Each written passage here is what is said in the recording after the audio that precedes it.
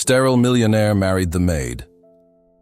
Everyone laughed, but she surprised him by giving him twin children. The reflection in the mirror of the luxurious dressing room didn't lie. Grace Mitchell adjusted her wedding dress one last time, her hands trembling slightly as she touched the delicate lace. It wasn't just the typical nervousness of a bride. It was the crushing weight of a secret that threatened to destroy everything. Through the 20th floor window of the Kingsley Tower in Boston, the city stretched majestically under an October sky. The Empire Room of the Plaza Hotel, where the ceremony would take place in a few hours, was already being prepared to welcome the cream of local society.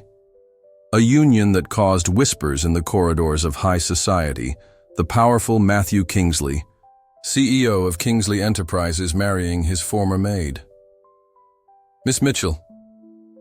The wedding planner's voice interrupted her thoughts. "The car will be here in 15 minutes. Grace nodded, her reflection returning a forced smile. Her thoughts flew to a small apartment in the south of the city, where her sister was looking after two little treasures, her 3-month-old sons. The twins were living proof of her love for James Kingsley, Matthew's younger brother, who died in Hawaii, a helicopter crash, without ever knowing he was going to be a father. Grace's history with the Kingsley brothers began 18 months ago, when she was hired as a housekeeper at Matthew's mansion. James, a regular at his brother's house, approached her naturally. The romance was discreet, intense, and tragically brief. When James died, Grace discovered she was pregnant, but the Kingsley family's grief was so deep that she couldn't find the strength to reveal the truth. Matthew, devastated by the loss of his brother, found comfort in Grace's constant and gentle presence. What began as conversations during sleepless nights turned into something deeper. Grace saw traces of James in him, the same restrained smile, the same penetrating gaze, but she also found a different man marked by his own pain. "The dress is perfect," said Sophia, her only real friend among Boston's elite, as she entered the closet. Her blue eyes studied Grace with concern. "But you're not." Grace sat back in the velvet armchair, feeling the weight of her choices. "I can't do this, Sophia. I can't marry him carrying this lie." "Then tell the truth," Sophia replied, taking a seat next to her. "Matthew deserves to know about the babies, about James." The sound of her fiancé's late brother's name made Grace shudder. Matthew had shared with her his greatest vulnerability, the impossibility of having children, the result of an accident when he was a teenager. This revelation only made his secret even crueler. "He'll hate me when he finds out," Grace whispered, tears threatening to ruin her makeup. "Or maybe he'll find in that truth the family he's always wanted," Sophia argued, holding her hands. "The twins are part of James Grace. They're Kingsley." The sound of footsteps in the hallway made them both straighten up. Matthew appeared, in the doorway, impeccable in his tuxedo, breaking all traditions by seeing the bride before the ceremony. His normally stern face softened when he met Grace. "I needed to see you," he said, dispensing with protocol. "Something told me you needed me." Grace felt her heart race. Matthew had this ability to read her emotions, to sense her worries. It was one of the reasons she had fallen in love with him, even though she was still grieving for James. "Matthew," she began, her voice breaking. Sophia discreetly left the closet, closing the door. "We need to talk." He approached, his green eyes studying every detail of her face. "What's going on, Grace? Over the last few days, I've felt you drifting away." This was it. The moment she had been dreading had arrived. Grace took a deep breath, gathering all her courage. "There's something you need to know about me, about James." Her brother's name made Matthew stiffen. The pain of loss was still fresh, still bleeding. Grace continued, her words coming out in a shaky stream. "James and we fell in love. It was before you and before the accident." Matthew took a step back, his expression a mixture of confusion and shock. Grace couldn't stop now. "He never knew, Matthew. I found out after he'd gone." "I'm raising our children, twins. The silence that followed was deafening. Matthew staggered to find support on the wall, his face losing all color. Children. James has children. He does, Grace confirmed, tears now flowing freely. They're 3 months old, Charlotte and William. Matthew closed his eyes, processing the information. When he opened them again, Grace saw something she had never witnessed before: absolute vulnerability.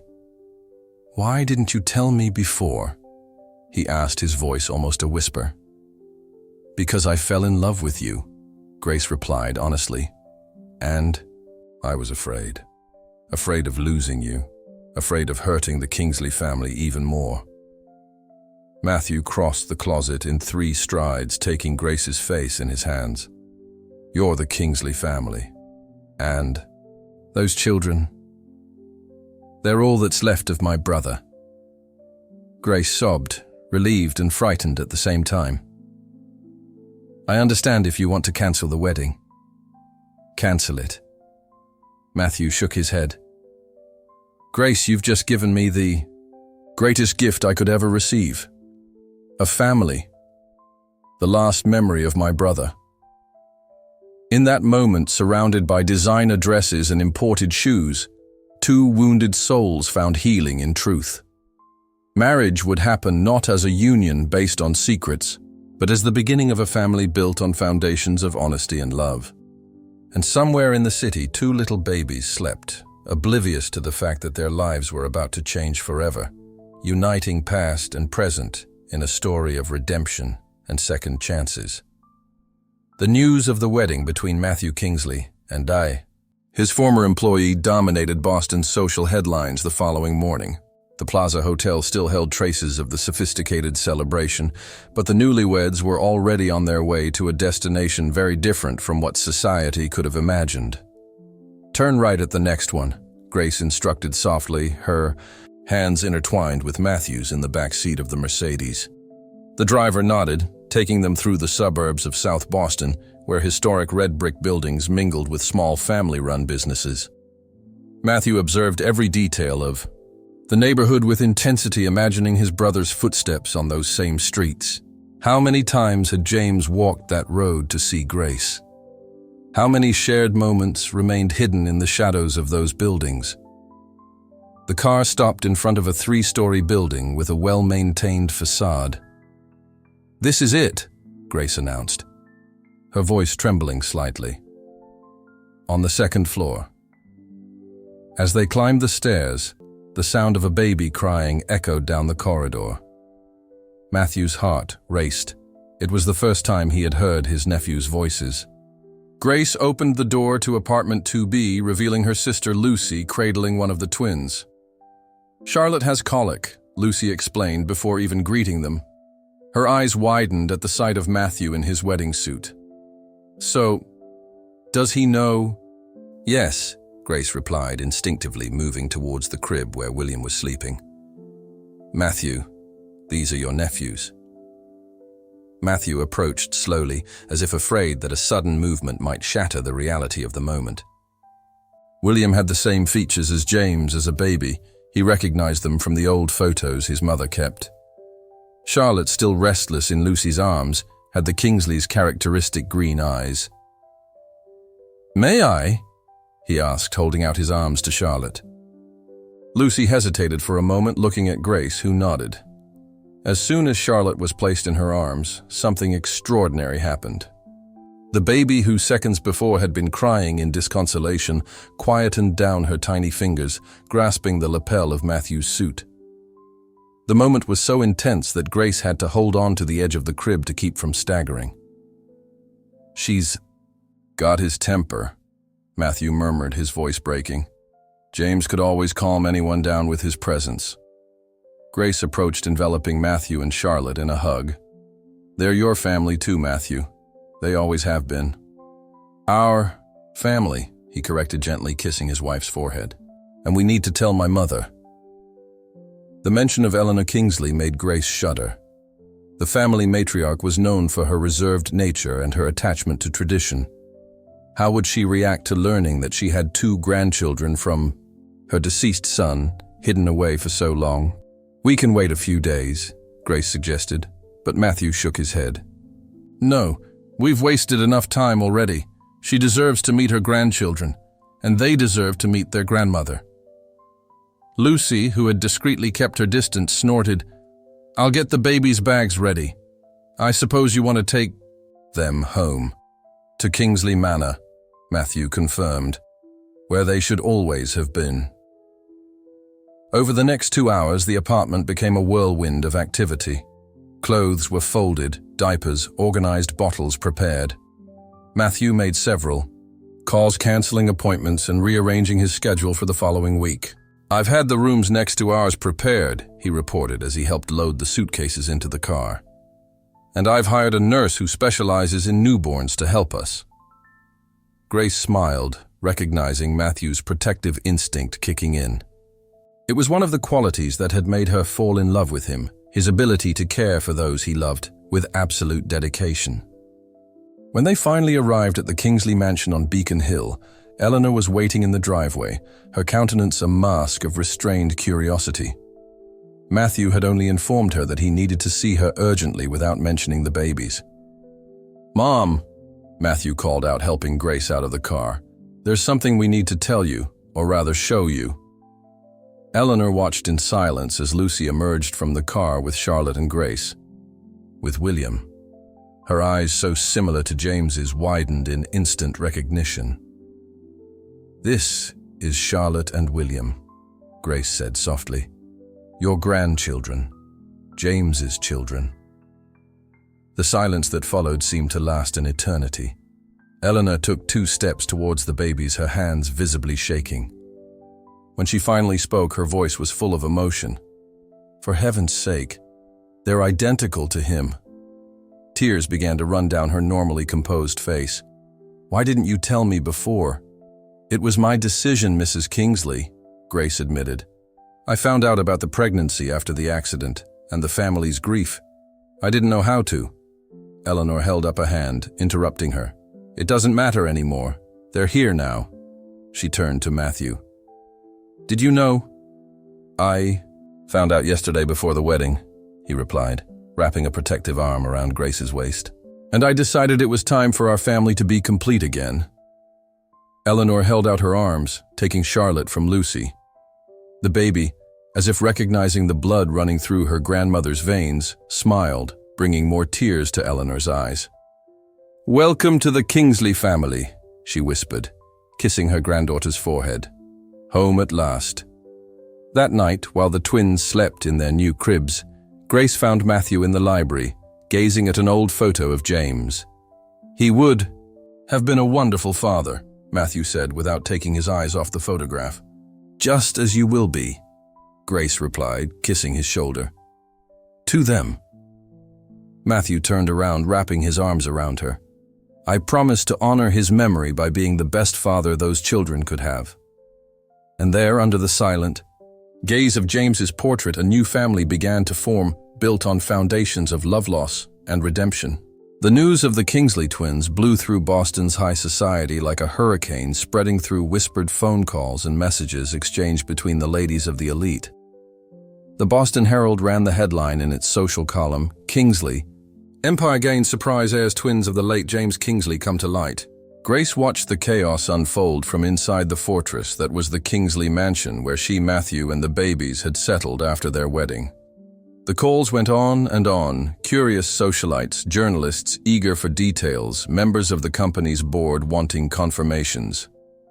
"You don't have to answer any of them," Matthew said, hanging up yet another unwanted call.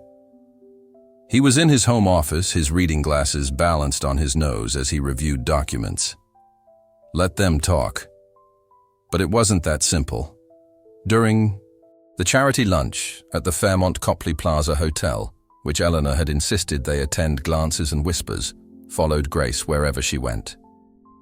The same people who had treated her with disdain a week ago now watched her with an almost predatory interest. "Darling, you should have told us," Victoria Stanford, chair of the charity committee, said with false sweetness. "Just imagine hiding the Kingsley heirs for so long." "How peculiar." Grace kept her composure. Years of working as a maid had taught her the art of discretion. Some things are too precious to share before the time is right, Mrs. Stanford. Eleanor, who had overheard the conversation, approached with the elegance of a queen. Victoria, dear, I'm sure you understand that family matters are just that, family. Her mother-in-law's support surprised Grace.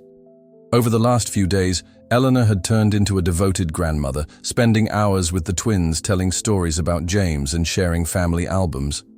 Back at the mansion, Grace found Matthew in the baby's room, cradling William while Charlotte slept.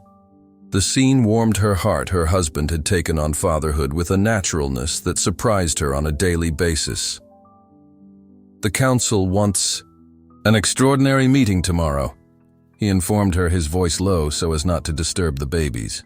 They want to discuss the implications of the twins for the succession of the company. Grace felt a tightness in her chest. They're just babies, Matthew.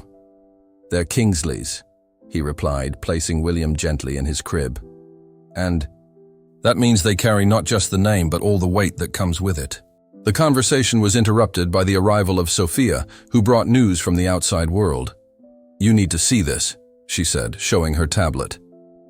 On the screen, a gossip blog displayed old photos of Grace and James, clearly taken without their knowledge during their discreet encounters. How did they get these? Grace asked, horrified.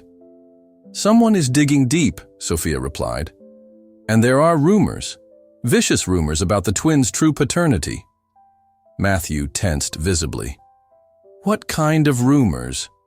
They're insinuating that the babies might not be James, Sophia explained reluctantly. That perhaps it's all an elaborate lie to secure your position, Grace. The silence that followed was heavy. Grace felt nauseous remembering the precious moments with James, now tarnished by cruel speculation. That's ridiculous, Matthew declared firmly. Anyone who looks at Charlotte and William can see James in them. It's not about the truth, Eleanor said, appearing in the bedroom doorway. It's about power. It always has been. The Kingsley matriarch seemed to have aged a decade in just a few days, the weight of gossip and speculation evident on her tired face. We need to make an official announcement. Show that we're united. As a family. An exclusive interview, Sophia suggested, with Diane Porter from the Boston Globe. She has a reputation for being fair and discreet. Matthew considered the suggestion for a moment before nodding. But, on our terms, no photos of the twins, no intimate details about James and Grace. And we need DNA tests, Grace surprised everyone by saying. Not for us, but to silence any doubts about the legitimacy of the children. Eleanor approached Grace, taking her hands in hers. Are you sure that means exposing even more of your private life? I am, Grace replied firmly. For James, for Matthew, for the babies. They deserve to grow up without a shadow of a doubt about who they are. Matthew hugged his wife from behind, kissing her neck softly. Then we'll do it together. As a family. That night, after everyone had retired and the babies were sleeping peacefully, Grace found Matthew on his private balcony gazing out at the lights of Boston. Are you sorry? She asked softly. That you married me, knowing all the complications it would bring. Matthew turned to her, his green eyes shining with intensity. Grace, you gave me something I thought I'd never have, a family. And, more than that, you brought part of my brother back through those babies. How could I ever regret that? He pulled her into his arms, and there under the starry Boston sky, Grace felt that whatever challenges lay ahead, they would find the strength in each other to face them. Because some truths are too strong to be shaken by whispered lies, and some bonds are too deep to be broken by malicious gossip. The real test, however, was just beginning. The board meeting the next day would be just the first of many obstacles they would have to overcome to protect not only the Kingsleys' legacy, but also the happiness they had found together. The main office of Kingsley Enterprises occupied the entire top floor of a skyscraper in Boston's financial center. Matthew adjusted his tie before entering the meeting room, where 12 board members were already waiting for him. Grace shook. his hand in support. This would be her first official appearance as Mrs. Kingsley before the board. "Gentlemen," Matthew greeted, his firm voice echoing through the room, "and Mrs. Peterson." The only woman on the board nodded briefly. Robert Sterling, the longest-serving member of the board, wasted no time with formalities. "Matthew, we understand your personal situation, but we need to discuss the legal implications of the new Kingsley heirs." "My nephews are 3 months old, Robert," Matthew replied, remaining calm. "They're hardly ready to take on corporate responsibilities. But they're James's only direct descendants." Richard Hayes, the finance director, intervened. "Legally, they are entitled to their share of the Kingsley empire." Grace watched the discussion with growing discomfort. These people were talking about their children as if they were mere pieces in a game of corporate chess. "The results of the DNA test arrived this morning," Matthew announced, sliding envelopes across the table, "confirming what we already knew. Charlotte and William are James Kingsley's legitimate children." A murmur went through the room. Amanda Peterson was the first to speak. "This significantly changes our succession structure. James owned 30% of the company's shares, which now belong to his children," added Sterling, removing his glasses, "with Grace as legal guardian." The tension in the room was palpable. Grace straightened up in her chair, feeling the weight of all the stares on her. "I have no interest in interfering in the company's business," she declared. "My only concern is the well-being of my children." "An admirable position," Hayes commented, his tone suggesting otherwise. "But how can we be sure that—" "Your decisions as guardian will be in the best interests of Kingsley Enterprises." Matthew tapped the table, his patience reaching its limit. "Watch your insinuations, Richard. Grace is my wife and the mother of the Kingsley heirs. She deserves respect." "No one is questioning that," Amanda interjected diplomatically. "But we need to establish clear protocols. I suggest setting up a trust to manage the twins' shares until they come of age." The suggestion seemed to calm tempers. Over the next 2 hours, lawyers were called in, documents drawn up, terms negotiated. Grace watched Matthew in his element, commanding the room with natural authority, protecting the family's interests while keeping the company stable. When they finally left the building, the sun was already setting over the Boston skyline. "You were amazing in there," Grace said as they walked to the car. "They needed to understand that you're not a threat," Matthew replied, opening the door for her. "But you're not a piece of work they can manipulate either." On the way home, Grace received a message from Eleanor. The twins were fine. They had just gone to sleep after a walk in the garden. The message included a photo of Charlotte holding her grandmother's finger, her green eyes shining with the same intensity as James's. "Mom is completely enchanted," Matthew commented, peeking at the photo. "I've never seen her so at peace. Babies have that effect." Grace smiled, but her smile soon faltered. "Matthew, what if the advice is right? What if I don't know how to make the right decisions to protect their legacy?" The car stopped at a red light, and Matthew took the opportunity to look directly at her. "Grace, you single-handedly protected our nephews for months. You've made difficult decisions with only their good in mind. I trust you more than any corporate board." At home, they found Eleanor in the winter garden, a photo album on her lap. "Look what I've found," she said, showing a photograph.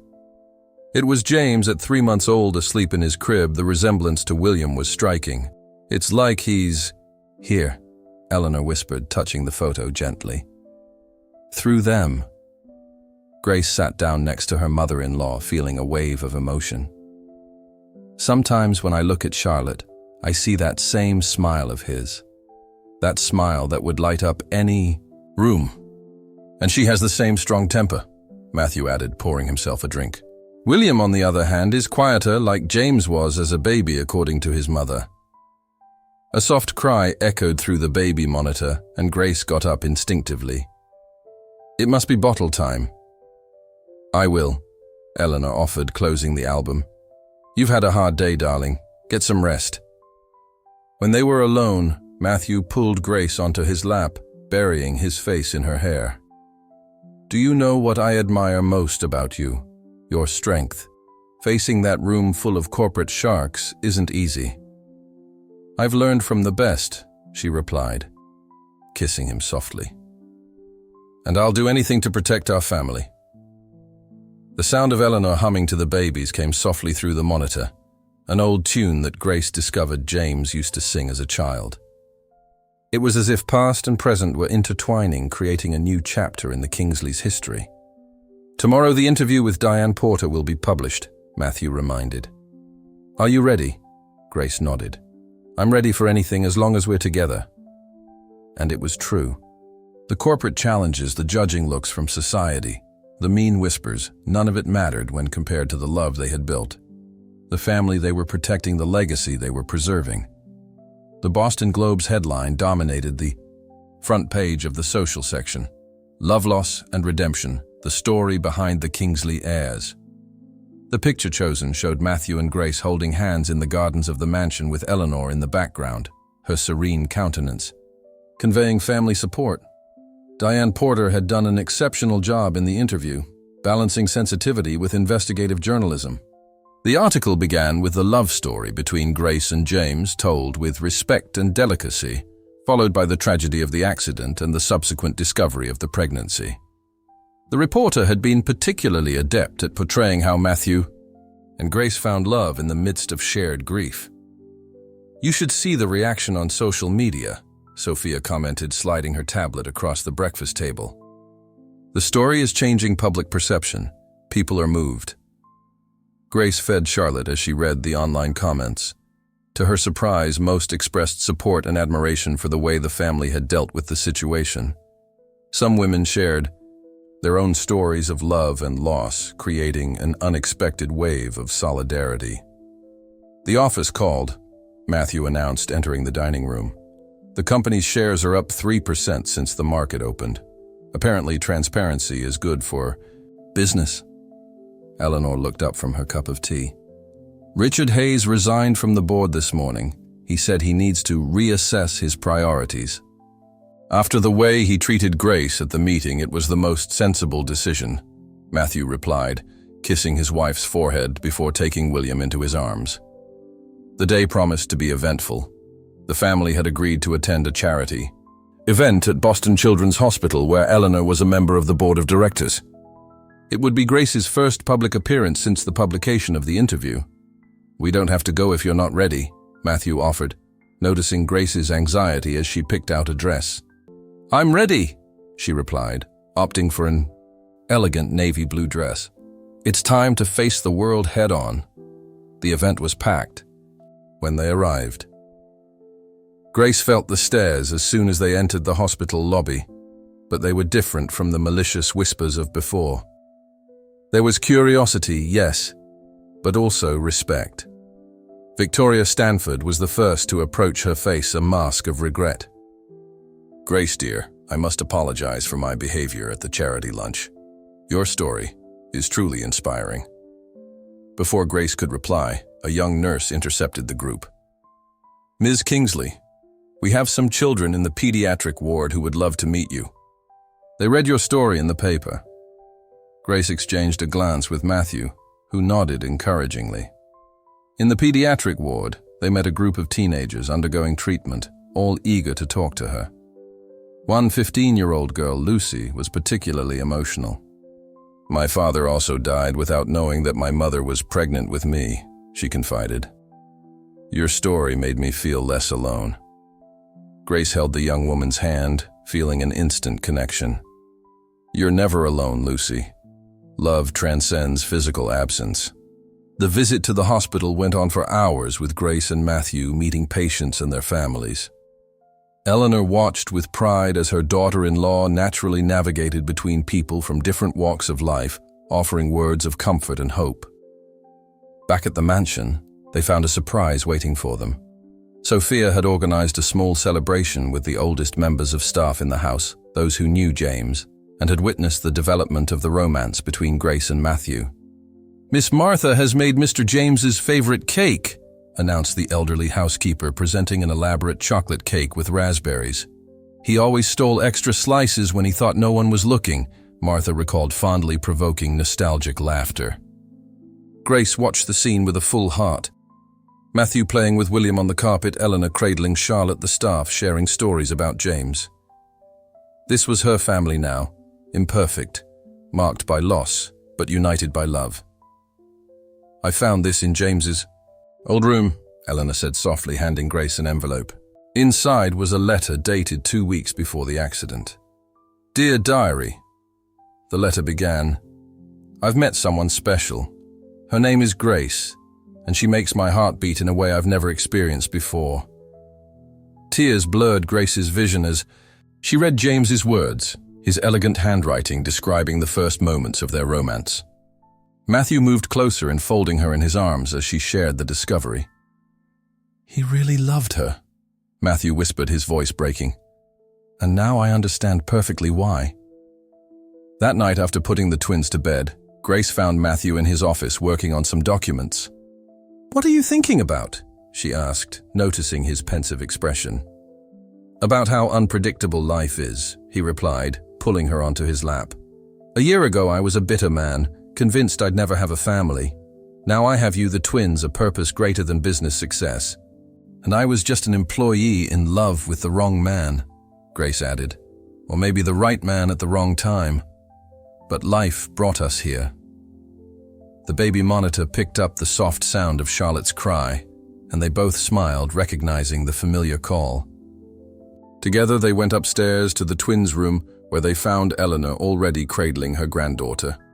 "She has the same nightmares that James had," the matriarch commented.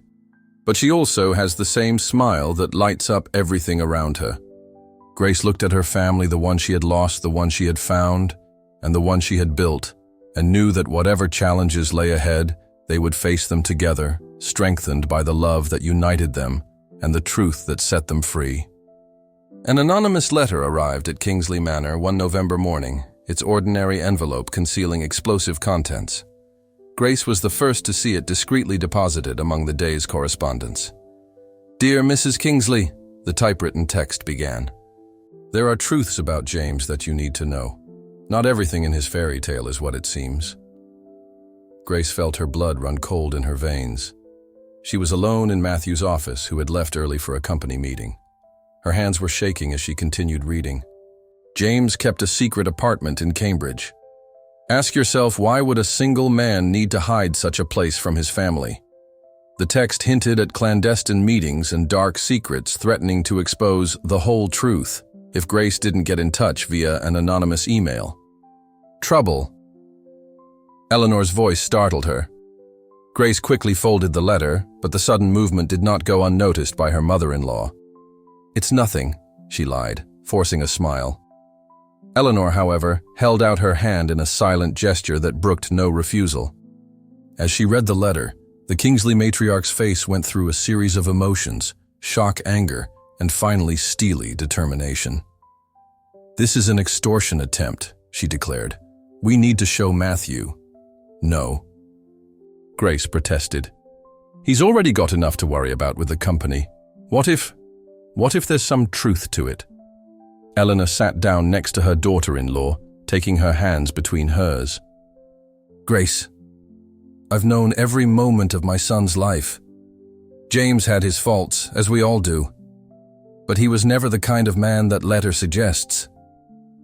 William's cry echoed through the baby monitor, offering a welcome distraction. In the children's room, Grace found not only solace in her son's angelic face, but also certainty. James's features were unmistakable on her, the same determined chin, the same expressive eyebrows. "I'll investigate on my own," Grace decided, cradling William. "I need to know the truth, whatever it is." Eleanor nodded, understanding. "Not on my own. I'll ask Daniel Hayes to help us." Daniel was the private investigator who had worked for the Kingsleys for years, discreet and efficient. In a few hours, he was already at the mansion analyzing the letter with experienced eyes. "The paper is ordinary, available at any stationery store," he noted.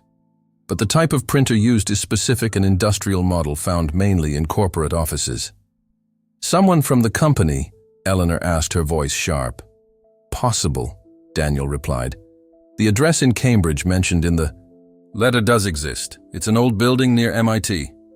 Grace felt her heart racing. I need to go there. Absolutely not, Eleanor protested, but Grace's mind was made up. If there's anything I need to know about James, I need to find out for myself, for the twins. 3 hours later, Grace parked her car in front of the address indicated. Daniel followed discreetly in another vehicle at Eleanor's insistence. The building was well maintained with a red brick facade, typical of Cambridge. In the entrance hall, an elderly woman was sweeping the floor. When she saw Grace, her eyes lit up with recognition. Oh, you must be Matthew's wife. I saw your picture in the paper. The babies are beautiful. Grace felt a lump in her throat. Actually, I came to ask about James Kingsley. Did he have an apartment here? The lady Mrs. Miller, according to her name tag, smiled nostalgically. Of course he did, dear. On the 3rd floor. He came here almost every afternoon to work on his project. Project? Grace asked, confused. The community center, Mrs. Miller explained. James was developing a scholarship program for underprivileged young people. He used the apartment as an office because he wanted to keep the project a secret until it was finished. He said his family already had too many expectations of him. Grace felt her legs go weak. Daniel approached, offering silent support. I still have the spare key, the lady continued. After the accident, no one ever came to collect his things. Would you like to see? The apartment was small and organized. A desk dominated the room, covered in papers and projects. On the walls, maps of the city marked deprived areas where the program would be implemented. On a shelf, Grace found a diary. May 14, she read aloud, tears streaming down her face. I met a girl today, Grace. She has the same determined look. I see in the young people I want to help someone who fights for a better life despite her circumstances. I can't wait to show her this project when it's ready. Daniel examined the documents on the table. He was about to present the project to the board. All the feasibility studies are here.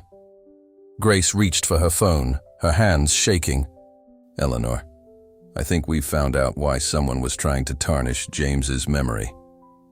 Back at the mansion, Matthew was waiting for them, his face a mask of worry. Eleanor had been forced to tell him about the letter when he came back early for lunch. Why didn't you tell me? He asked Grace, his voice pained. Because I needed to find out for myself, she replied, handing him James's diary. And because your brother was exactly the man we thought, he was only better. As Matthew read out the plans for the project, Grace told him about the community. Sent to the scholarships James' desire to make a difference without using the family name. We're going to implement it, Matthew decided, his voice breaking. Just as he planned. It will be James's legacy to the twins, not just the Kingsley name, but the commitment to something bigger than ourselves. That night, after putting the babies to bed, Grace found a new letter on her desk, this time handwritten by Eleanor. Dear Grace, it read, today you have proved once again why James fell in love with you, and why our Matthew has found in you his soulmate. You don't just protect our family, you make it better. Grace fell asleep with the letter on her chest, at peace with the past and hopeful about the future. James's legacy would live on not only through the twins, but through the good his latest project would do in the world. The implementation of James's project was in full swing. In just a few weeks, Matthew had mobilized a dedicated team to turn his brother's dream into reality. The building chosen for the community center, a former library in Dorchester, was already beginning to take on new life under the Kingsleys' close supervision. Grace watched the renovation through the window of the SUV, William asleep on her lap, while Charlotte played with a rattle in the baby carrier. It's amazing how everything is taking shape, she commented to Matthew, who was driving with one hand on the wheel and the other holding documents he needed to review. The council unanimously approved the budget, he replied, a proud smile on his lips. Even Richard Hayes, who resigned, sent a letter supporting the initiative. It seems that James's legacy is uniting even the most unlikely allies. Life at Kingsley Manor had found a new rhythm. Eleanor spent the mornings with the twins, allowing Grace to devote herself to the project. Afternoons were filled with meetings, visits to the construction site, and planning sessions with a team of social workers hired to develop the programs. Ms. Kingsley. Amanda Chen, the architect in charge of the renovation, waved as soon as they parked. We found something interesting during the demolition of the east wall. Grace followed Amanda to a corner of the building where workers had discovered an old commemorative plaque. Under layers of paint and dust, it read, "Dorchester Public Library, where dreams take wing, 1923.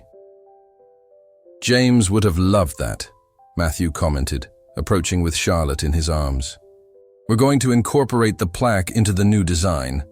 It's a perfect bridge between the past and the future. The moment was interrupted by a group of teenagers shyly approaching.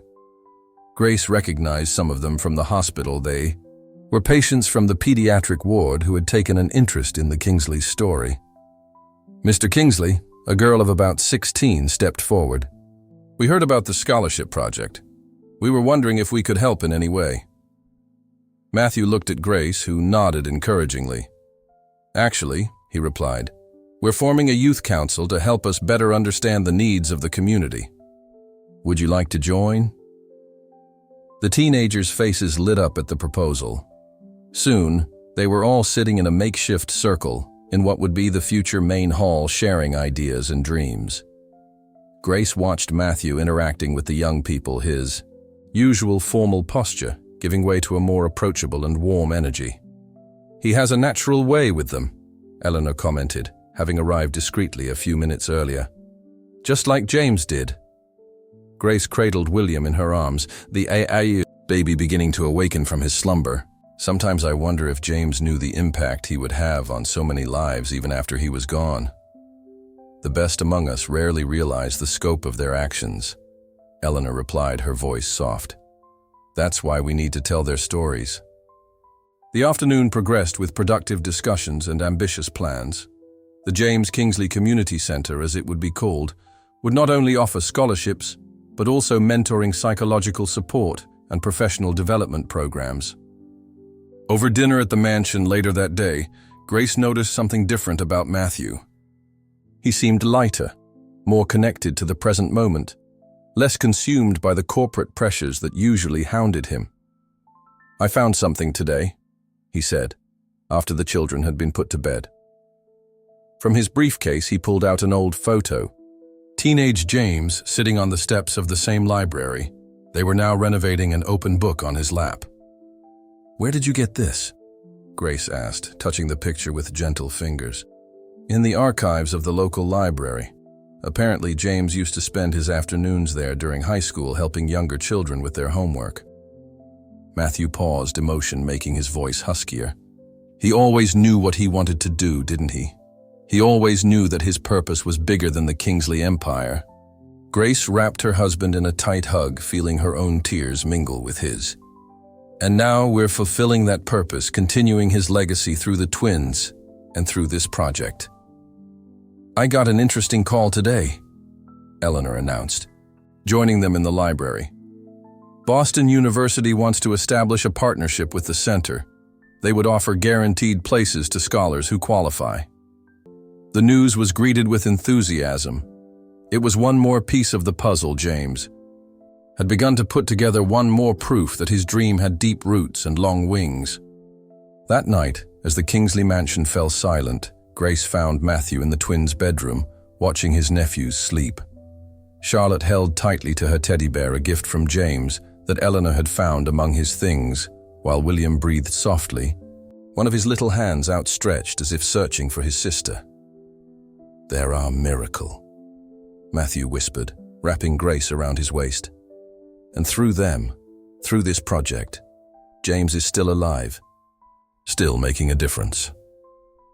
Grace rested her head on her husband's shoulder, her heart overflowing with love and gratitude. The road to this point had not been easy, but every challenge, every revelation, every moment of doubt had led them to this present, a present where the past was not a shadow to be feared, but a light guiding the way to a future full of purpose and hope. The snow was falling softly over Boston when the news arrived Grace's biological mother had died in a small hospital in Rhode Island. The information came from a social worker who had taken care of the case years ago when Grace and her sister Lucy were given up for adoption. "She had been asking about you for the last few days," the social worker explained over the phone. "She left some letters and a diary." Grace was in the community center's office when she received the call, surrounded by building plans and progress reports. Matthew, who was taking part in a video conference in the corner of the room, immediately realized something was wrong by the way his wife's shoulders tensed. "I need to go to Providence," Grace announced after Matthew ended his meeting. "There are some things I need to sort out about my past." Matthew didn't hesitate. "I'll go with you. Eleanor can stay with the twins." The 2-hour drive to Providence was silent each kilometer, bringing Grace closer to a part of her history that she had tried to bury. The hospital was a modest building on the outskirts of the city, its beige walls contrasting with the white of the snow. Mrs. Mitchell died peacefully, the head nurse informed them when they arrived. She spent the last few months organizing documents and writing letters. She seemed determined to leave something behind. In the small welfare room, Grace opened the first envelope with trembling hands. The handwriting was delicate, almost hesitant. "Dear Grace, you must have 1,000 questions, 1,000 accusations, 1,000 reasons to hate me. But I need you to know giving you and Lucy up was the hardest and most selfless thing I've ever done. I was 19 with no family support and a disease that the doctors said was terminal. I wanted you to have a chance that I couldn't give you. What the doctors didn't expect was that I would survive. I spent years in treatment fighting not only for my life, but carrying the weight of my decision. I followed you from afar. I saw you become a strong woman. I saw your wedding in the papers. I read about your babies. You've given your family something I couldn't give mine, unconditional present love. Keep being that light, my child. Forgive me if you can. With eternal love, Rebecca Mitchell." Matthew held Grace as she collapsed in tears, decades of unanswered questions finally finding some kind of resolution. In the diary, they discovered more photos of Grace and Lucy growing up, newspaper clippings, notes on important moments that Rebecca had observed from a distance. "She never really abandoned us," Grace whispered, flipping through the pages. "She just loved us enough to let us go." The impact of this revelation resonated deeply with Grace. Back in Boston, as she nursed Charlotte to sleep, she contemplated how maternal love could manifest itself in such different and equally powerful ways. "I found this in her belongings," Lucy said, visiting the mansion the next day.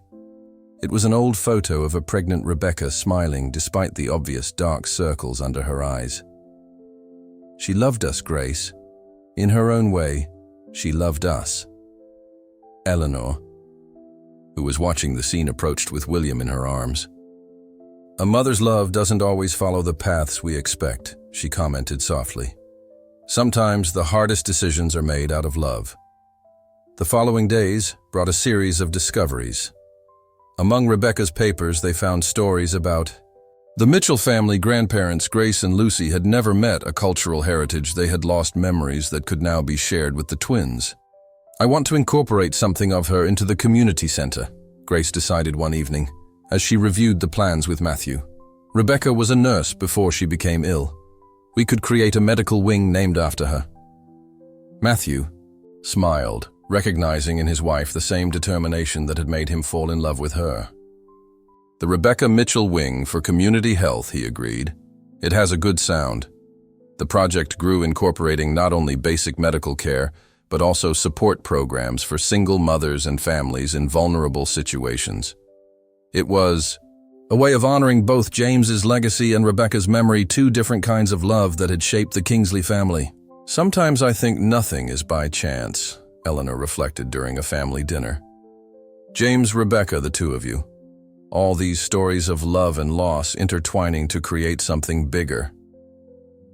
Grace looked at her reunited family, Matthew, playing with the twins Lucy, sharing stories with Eleanor James' portrait smiling from the wall, and felt a deep peace. Her past was no longer a burden, but part of a larger tapestry of love and redemption. To Rebecca. Matthew raised his glass in an impromptu toast. Who taught us that true love sometimes means letting go? To Rebecca. Everyone echoed, and Grace felt tears of gratitude roll down her cheeks. In her heart, past and present merged into a promise for the future to love unconditionally, to forgive deeply, to build bridges where before there were only voids. The inauguration of the James Kingsley Community Center was scheduled for next week, coinciding with the twins' first birthday. Grace was overseeing the final details of the Rebecca Mitchell wing, her heart overflowing as she saw how different parts of her life were intertwined in a greater purpose. The medical equipment arrives tomorrow, informed Dr. Catherine Preston, the newly hired chief medical officer. And we already have a waiting list for the prenatal follow-up program. Grace smiled, wondering how many mothers would find the support there that Rebecca didn't have. The transformation of the old building was impressive. Once peeling walls now displayed vibrant colors, and every space had been designed to welcome and comfort. Grace, Matthew's voice brought her back to the present. He was standing in the office doorway holding a brown envelope. We found something else in James's apartment. Grace's heart raced. Over the last few months, each new discovery about James had turned out to be a precious treasure. Matthew approached, placing the envelope on the table between them. It's a will, he explained softly. James wrote it 2 weeks before the accident. Apparently, he suspected the pregnancy. Grace opened the envelope with trembling hands. The document was simple, but its implications were profound. James had left specific instructions on how his share of the company should be managed, should anything happen to him, explicitly mentioning any children he may have with Grace Mitchell. He knew. Grace whispered, tears blurring her vision. Somehow, he knew. Matthew wrapped his wife in his arms, allowing her to process this revelation further. He wanted to protect you and the children even if he wasn't sure. Typical James. News of the will quickly reached the company's board. An extraordinary meeting was called, but this time the tone was different. There was no malicious speculation or suspicious glances, just a solemn respect for James's foresight. This changes everything, Amanda Peterson declared, looking at the document. James not only foresaw the situation, but set out clear guidelines for the protection of his heirs. Eleanor, who attended the meeting with her usual dignity, allowed herself a small smile. My son was always wiser than he showed. At the mansion, preparations for the twins' one-year anniversary party were in full swing. Grace had insisted on combining the celebration with the opening of the center, feeling it was the perfect way to honor all the kinds of love that had shaped her family. Charlotte took her first steps today, Lucy commented, helping with the decorations. Straight to James's portrait in the library. The news made everyone stop. It was in these small moments that James's presence was strongest, in the baby's smiles, in their small achievements, in the way they seemed to instinctively recognize their father's image. William is almost walking too, Grace added, watching. Her son tried to balance himself on the sofa. He has the same determination that James had. In the evening, after the children had gone to sleep, Matthew found Grace on the balcony, gazing out at the lights of Boston. What are you thinking about? He asked, offering her a glass of wine. About how circular life is, she replied, accepting the drink. James left us much more than a will or a social project. He left us a purpose. Matthew nodded, understanding perfectly. The center already has over 100 applications for the scholarship program. Can you imagine how many lives will be transformed? Just like mine was, Grace added softly. From maid to director of a community center. James believed in me first, then you. Now it's my turn to believe in others. The opening day dawned sunny, as if even the weather wanted to celebrate. The center was unrecognizable, colorful banners decorated the facade, and a crowd gathered in the newly renovated courtyard. Eleanor emerged carrying Charlotte, who was wearing a sky-blue dress identical to the one James had worn on his first birthday. William in Matthew's arms looked elegant in his little suit.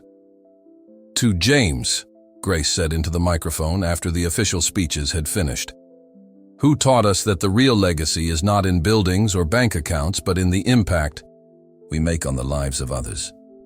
The doors of the center opened, and with them, a new chapter in the Kingsleys' history began. It wasn't just a memorial to James or a tribute to Rebecca. It was a living testimony to how love can transcend loss and turn pain into purpose. "Look," Matthew whispered to Grace, pointing to the twins who hand in hand were taking hesitant steps towards James's portrait in the main lobby. "They know. Somehow they've always known." The success of the James Kingsley Community Center quickly spread beyond the boundaries of Boston. In just 3 months since opening, the Rebecca Mitchell Wing had already assisted more than 200 mothers in vulnerable situations, and the scholarship program was receiving referrals from all over Massachusetts. Grace was in her downtown office reviewing social impact reports when Catherine Preston rushed in. "Grace, you need to meet someone," the doctor said, her eyes shining with restrained emotion. A young woman of no more than 17 entered the room carrying a newborn baby. Her face displayed the same fear and determination that Grace recognized from her own past. "This is Marie," Catherine introduced. "She arrived at the center yesterday, and her story, well, you need to hear it." Marie sat down, cradling the baby in her arms. "My mother was your mother's patient," she began softly. "Rebecca Mitchell helped her during her cancer treatment years ago. She always said that Nurse Mitchell was the only one who really understood her." Grace felt her heart race. Another unexpected connection, another echo from the past reverberating in the present. "When I found out I was pregnant," Marie continued, "my mother told me about Rebecca's story about how she had to make difficult choices for love. That's why I came here for help." That evening over dinner at Kingsley Manor, Grace shared the encounter with Matthew and Eleanor. Charlotte and William, now 13 months old, were playing with their toys on the dining room carpet. "It's amazing how the stories connect," Eleanor commented, watching her grandchildren. "As if Rebecca is somehow still helping people through you." Matthew took Grace's hand on the table. "The center is becoming exactly what James dreamed of, a place of second chances and new beginnings." The conversation was interrupted by William, who managed to stand up on his own and take 3 determined steps towards Grace. "Mama!" he exclaimed, for the first time bringing tears to the eyes of everyone present.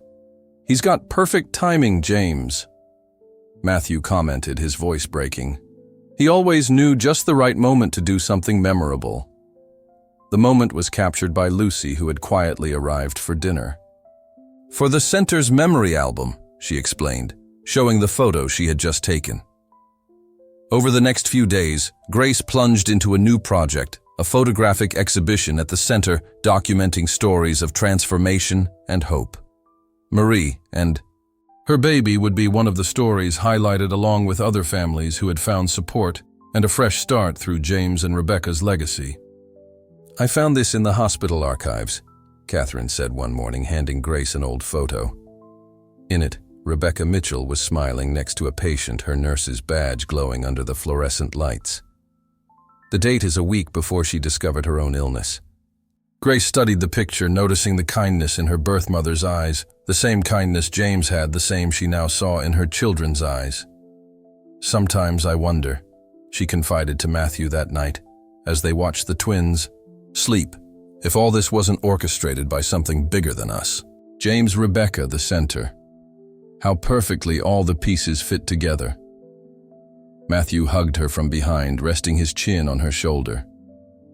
"I believe that special people leave waves of love that continue to reverberate long after they've gone. It's our responsibility to keep those waves alive."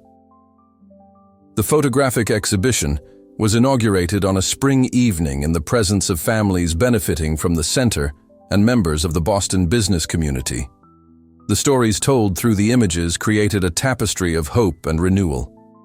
"To James and Rebecca," Grace said in her opening speech, "who taught us that true love manifests itself in mysterious and powerful ways. And to everyone who has found a new beginning here, you are living proof that there are no endings, only new chapters." As the guests circulated around the exhibition, Grace noticed Charlotte standing in front of Rebecca's picture, her small hand outstretched, as if to touch the image. William soon joined his sister, and together they stood there, gazing at the grandmother they had never met. "They feel it," Eleanor whispered, moving closer. "They feel the connections, the bonds that not even time can break."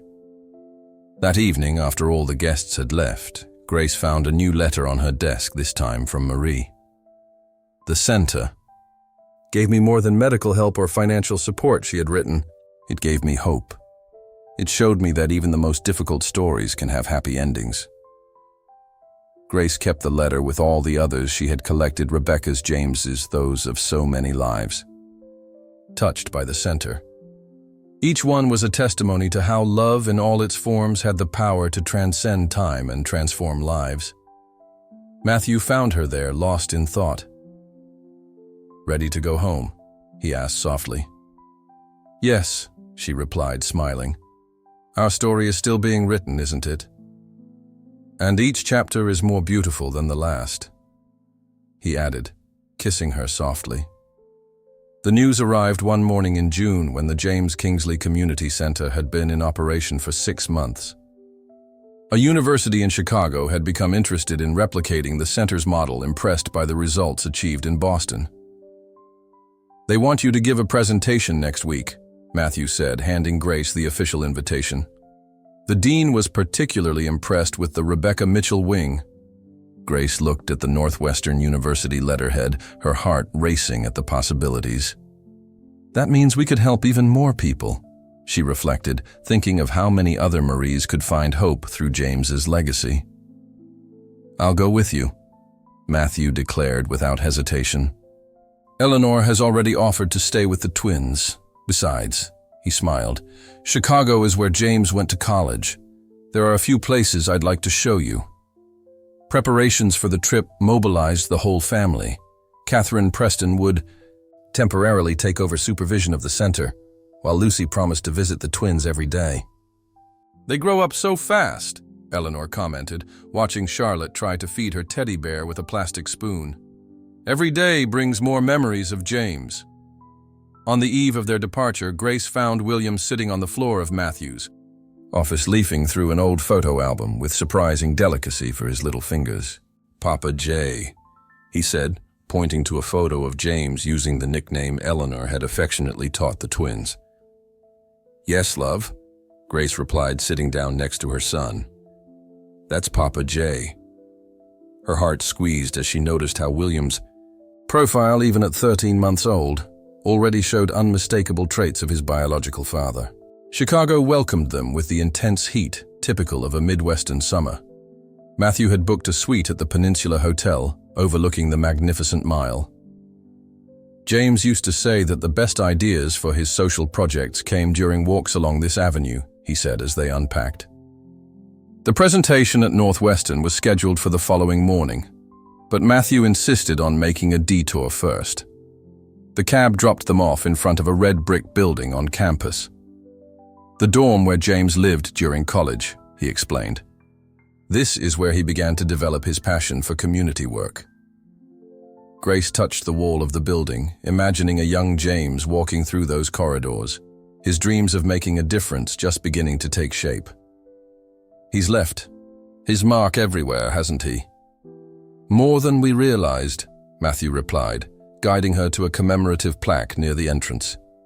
James Kingsley's name was listed among the students who had created a mentoring program for local public school students. The presentation the next morning was a success. Grace shared not just data and statistics, but real stories of Marie, of other transformed families, of James and Rebecca's interwoven legacy. The audience, made up of university administrators and potential donors, was visibly touched. What makes the Kingsley Center unique, Grace concluded, is not just the services offered, but the understanding that every story deserves a second chance. Every life has the potential for transformation. During the question session, an elderly woman stood up. "I knew James Kingsley," she said, her voice breaking. "He was my student in community development. He always said that one day he would create something that would change lives. How beautiful it is to see that dream realized through you." The impact of the unexpected meeting stayed with Grace and Matthew throughout dinner at an intimate restaurant in Lincoln Park. "Sometimes I wonder," Grace confessed, playing with her wedding ring, "if we really live up to his legacy." Matthew covered her hand with his. "Grace, we're not just keeping James' legacy alive, we're expanding it, turning it into something even greater. And now," he smiled, "Chicago will have its own version of the center, the News of the AE." Project's approval in Chicago was greeted with enthusiasm in Boston. Eleanor organized a small celebration at the mansion with the twins running around the garden while the adults discussed the next steps. "James would be so proud," Eleanor commented, watching Charlotte build a tower of blocks with the same concentration her father showed in his projects. "To see his dream not only realized, but growing." Grace hugged her mother-in-law, both sharing a moment of silent understanding. James's love continued to multiply, touching lives across generations, creating waves of hope that extended far beyond Boston. That night, after putting the twins to bed, Grace found Matthew in his office working on spreadsheets for the new Chicago Center. "Do you know what impresses me most?" he asked, without lifting his eyes from the documents. "How each new chapter in this story brings us closer to James instead of further away." Grace moved closer, kissing his forehead softly. "Because true love knows no boundaries, neither time nor space. It just grows, changes, and finds new ways to flourish." The success of the project in Chicago accelerated the expansion of James's legacy in a way that no one had predicted. Within just 2 months of the presentation at Northwestern, 3 other cities, Denver, Seattle, and Atlanta, expressed interest in replicating the James Kingsley Community Center model. "It's like a chain reaction," Grace commented during a video conference with the Chicago team. On her laptop screen, the excited faces of the new coordinators reflected the same enthusiasm she felt. Every transformation story generates 10 more. Matthew entered the office carrying William, who insisted on showing his mother his latest drawing, colorful doodles that he said represented Papa J in the sky. Grace felt her heart squeeze as she noticed how her son, even at such a young age, was already showing a deep connection with his father's memory. "We have an interesting situation," Matthew said after William rushed off to show Eleanor his drawing. "Richard Hayes got in touch." Grace tensed visibly. The former board member who had so questioned her position in the Kingsley family hadn't been in touch since his resignation. "What does he want?" "To make a significant donation to the center," Matthew replied, a half smile on his lips. "Apparently his granddaughter is pregnant, single, and scared.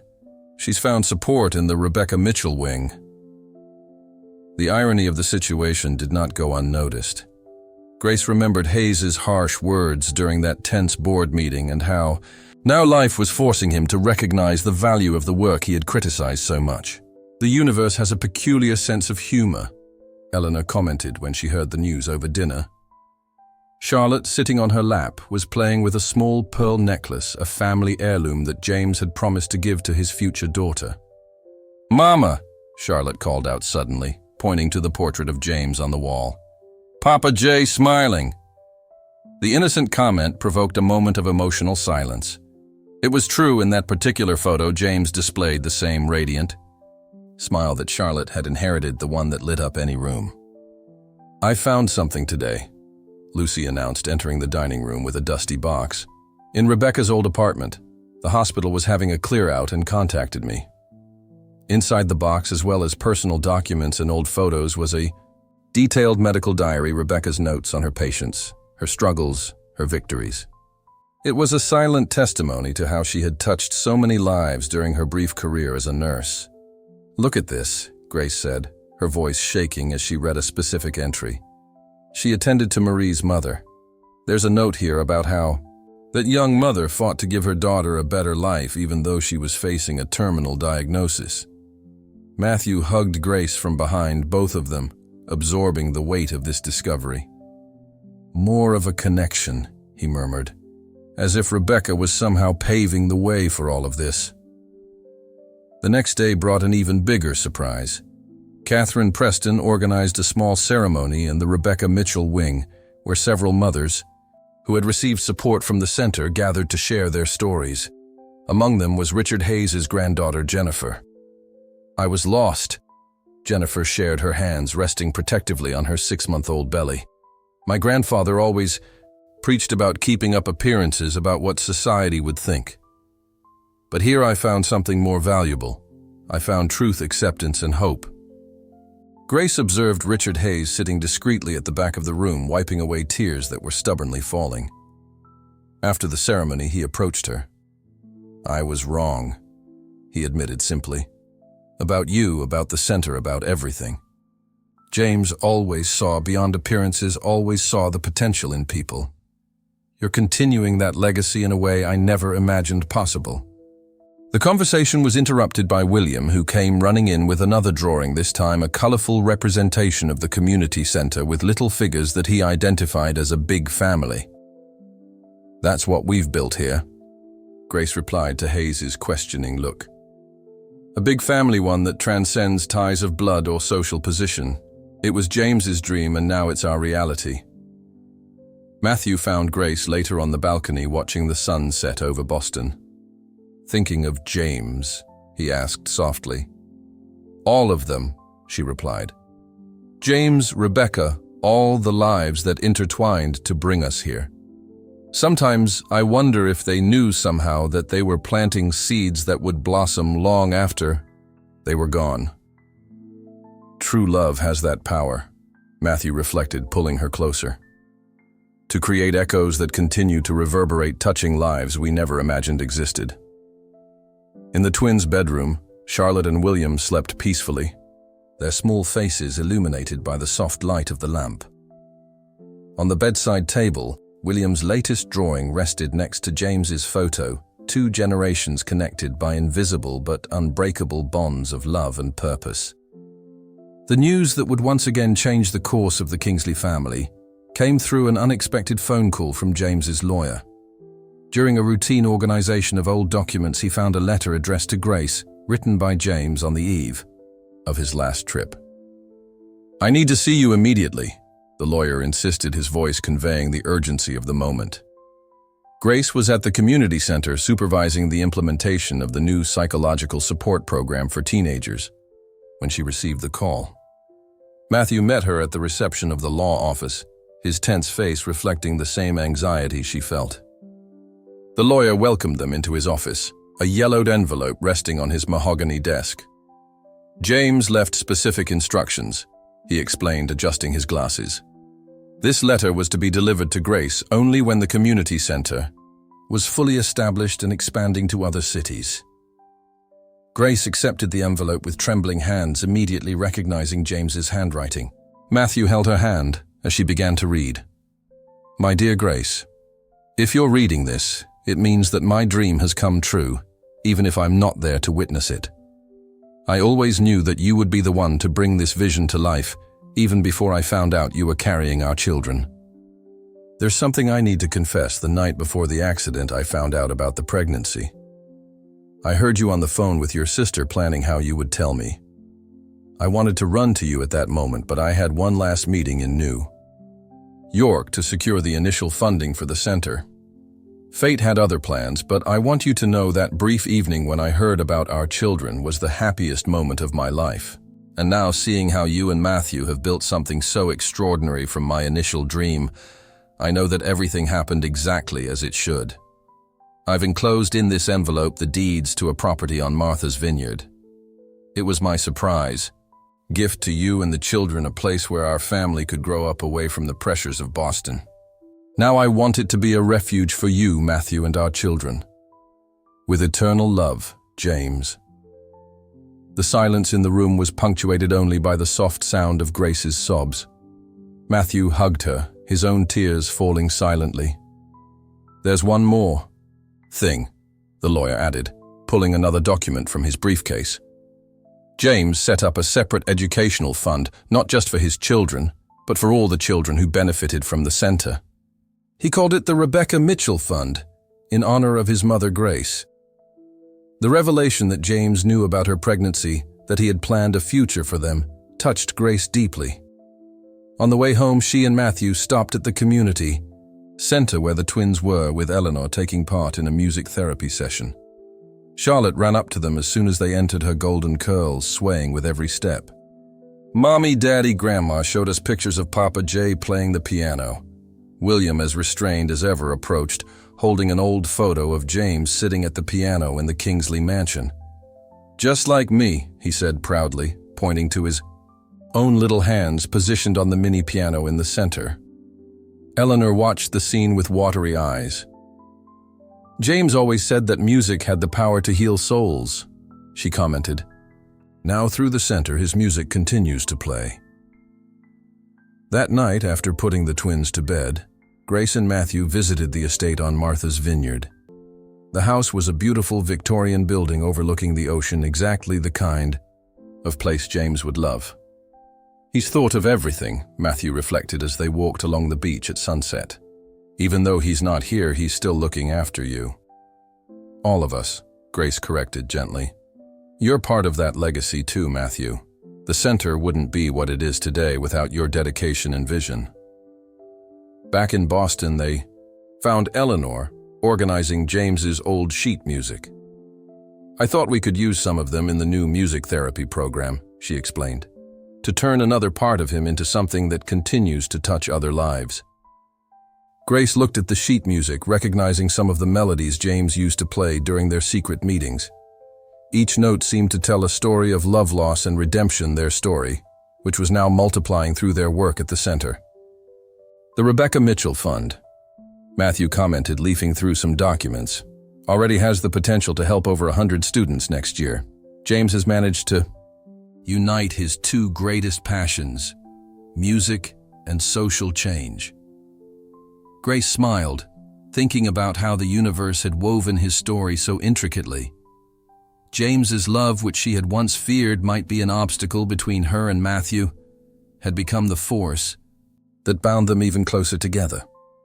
The news of the expansion of the James Kingsley Community Center to 5 other American cities coincided with the twins' second birthday. Grace was in her office finalizing the details of the new center in San Francisco when Catherine Preston walked in with an enigmatic smile.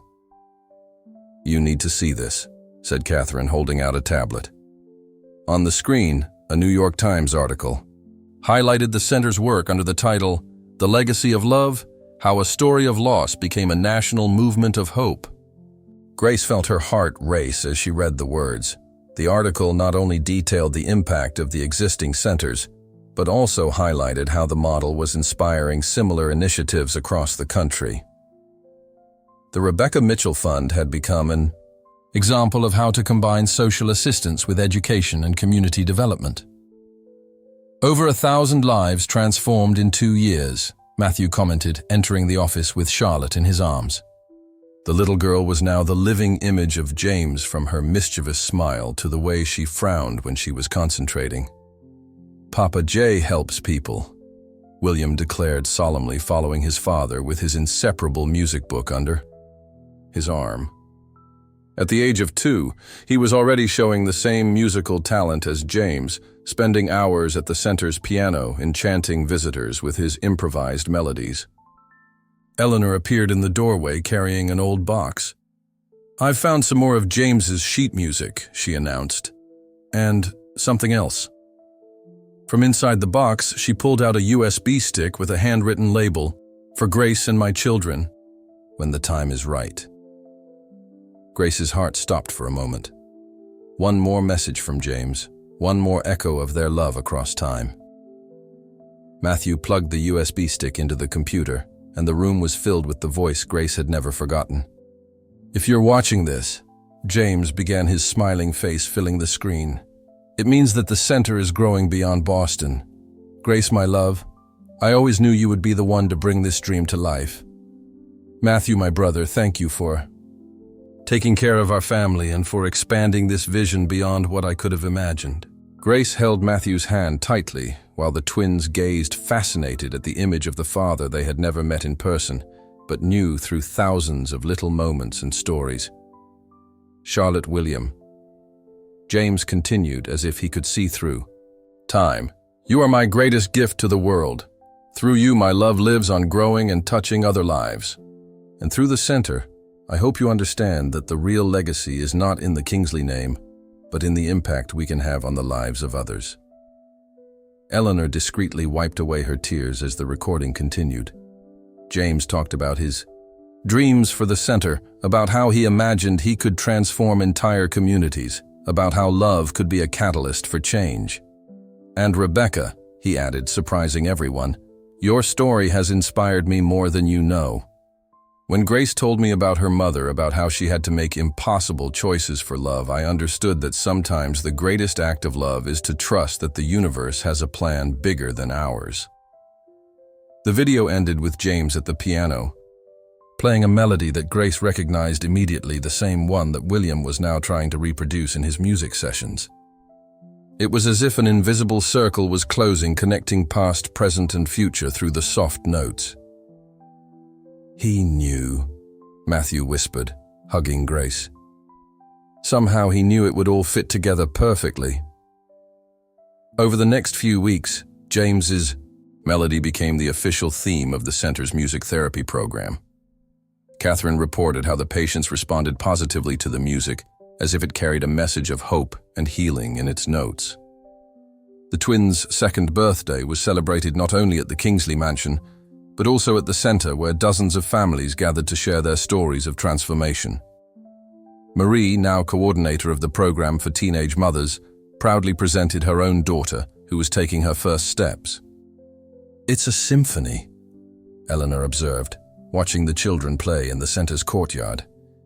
"Every story, every life touched, is a note in the melody that James began to compose." Grace watched her children, Charlotte, leading a group of children. In an impromptu dance, William sitting at the miniature piano, his small hands recreating his father's music. James's love, which she had once feared might be a shadow on her happiness with Matthew, had become the light that guided her path. "You know what thrills me the most," Matthew commented, as they watched the sunset from the balcony of the house on Martha's Vineyard, where they now spent their weekends. "How every new story that comes through the center is a way for James to keep loving, to keep transforming lives." Grace smiled, thinking about how fate had woven their story in such an extraordinary way. What had begun as a painful secret had turned into a movement of hope and renewal, touching lives far beyond the boundaries of Boston. True love, she reflected, never really ends. It just finds new ways to flourish, new ways to touch hearts, new melodies to lull the dreams of tomorrow. And so, under the starry sky of Martha's Vineyard, as the twins slept to the sound of the waves, Grace and Matthew continued to compose their own symphony of love, honoring James's legacy, not only through memories but through actions that would continue to echo for generations.